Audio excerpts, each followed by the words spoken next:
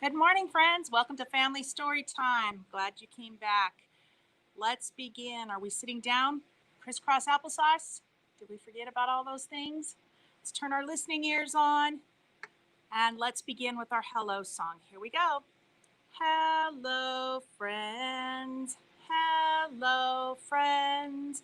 Hello, friends. It's time to say hello. Good job, friends. Alrighty, today we are going to have a fun story time that ties in with our kits to go. Have you gotten a kit to go yet? If you haven't, you can simply contact the library and you can ask to have a kit to go available for you. They'll schedule a pickup time and you can come and pick up your kit to go. We have them for all ages actually. And this week's kit to go for the younger age group is a fairy wand. So you can make your own fairy wand. And this week at the Rawlings location, we have an extra special uh, bag that's within it from thank you to Southeastern Colorado Area Health Education Center. They provided a little extra goodie for you. There's a toothbrush and a tube of toothpaste. So stop by and pick up your kit to go. And with that, what fairy carries the wand that is the protector of teeth? So we're going to do Tooth Fairy and Tooth Story Time today. And I wanted to start off with a little extra special something that we haven't done. So we have Hoopla, a service that we provide that you can watch videos, you can read books, you can listen to books. And so today's story we are going to have you watch is called How to Catch a Fairy. Enjoy.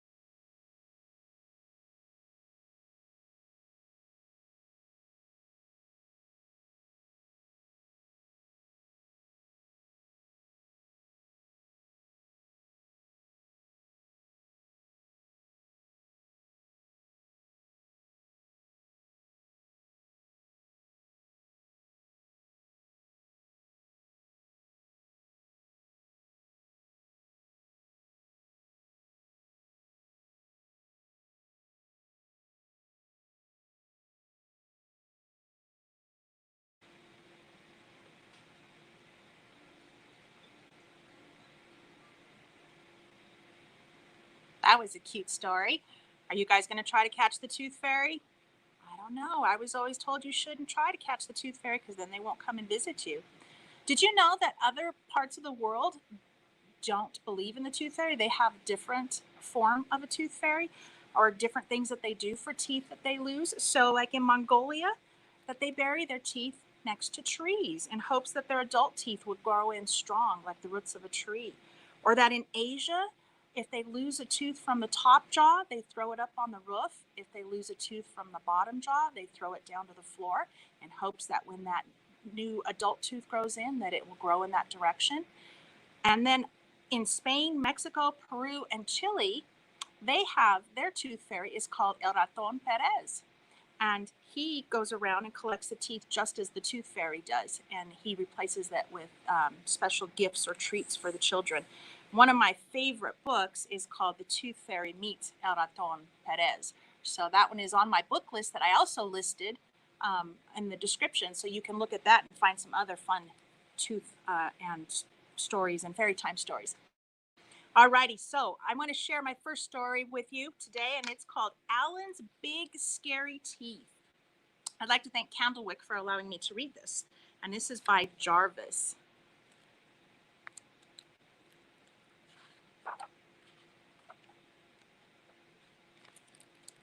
Alan came from a long line of very scary alligators.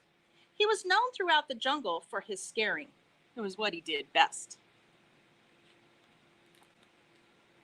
Alan would start each day polishing his scales, sharpening his nails, and brushing each of his big scary teeth for at least 10 minutes at a time. And after practicing his frightening faces in the mirror, he'd sneak into the jungle for his morning round of scaring. Alan went snap, snap, and grrr, grrr. He said things like, "I'm big, scary Alan. Fear my razor-sharp teeth." He made the frogs leap off of their lily pads, the monkeys tumble from the trees, and the parrots screech in terrible terror. Snap, snap, grrr, eek, ah! Wah, I love being scary, said Alan. After a long day of scaring the jungle animals, Alan would head back home to the swamp, relax, finish the crossword in the Jungle Times, and take out his false teeth. Nobody knew about Alan's false teeth. Good night, teeth. Thweet dweems, my scary snappers, Alan would say as he put them away carefully in his super secret hiding spot. One morning, Barry the Beaver was up early collecting wood, and he came across a dozing Alan. Terrified that Alan might wake up and gobble him whole, he quickly dove behind a bush. Phew, that was close, thought Barry, just as a set of false teeth fell out of the bush with a very familiar snap, snap. When Alan awoke, his teeth were gone. My teeth, wow, my teeth. What could he do? Maybe no one would notice. Could he still be scary without them? He decided to head into the jungle as usual. He made the frogs leap off their lily pads, the monkeys tumble from the trees, and the parrots screech. With laughter, Alan just wasn't very scary without his teeth. Snap, snap, he said. Ha ha ha ha ha, laughed the frogs and monkeys. Alan slunk back to the swamp. Poor Alan. He had never been more embarrassed. He came from a long line of very scary alligators. Scaring was all he had known how to do. What would Alan do now? Poor Alan began to cry. Just a bit at first. But then the tears kept coming. He howled and yowled more than all the jungle babies put together, and he could not stop crying until the next morning when all the animals turned up at Alan's swamp with his big, scary teeth. "We'll give you back your teeth," said Frog. "Will we?" said Alan. "On one condition," said Parrot. "You have to stop scaring us." "But what will I do? I don't know how to do anything else." "Well, we have an idea," said Frog.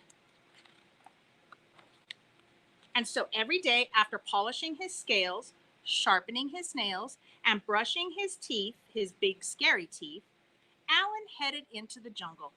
And he became Alan the gardener, Alan the hairdresser, and Alan the dentist. But every night, he became Alan the big scary storyteller, thrilling the jungle animals with his terrifying tales. "I love being scary," said Alan. And sometimes he even let Barry borrow his teeth. "Grrr," says Barry. The end. That's a funny little story. I like that one. All right, I want to share one last story with you, and let's see if you can use your guessing skills. This is a story called Book o' Teeth, and I'd like to thank Capstone Publishing for this one. And this one I'm going to read to you and then hold it up and see if you can guess who I am. "So these pointy teeth come out in the night, but when the day breaks, sunlight, I am a vampire." You got it. "These two things will make any dam good.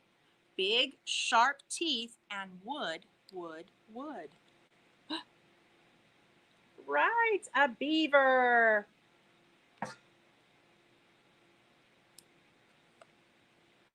"This wolfish grin shines bright in moonlight. Don't be a beast. Ask, please, just one bite." Can you tell what I am? A werewolf.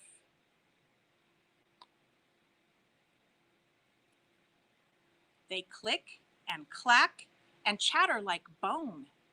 Hold up these teeth and let out a groan. Moo. I'm a skeleton." "Wear these teeth and watch beachgoers flee. Let them know that you're king of the sea." Dun dun. I'm a shark. Yes.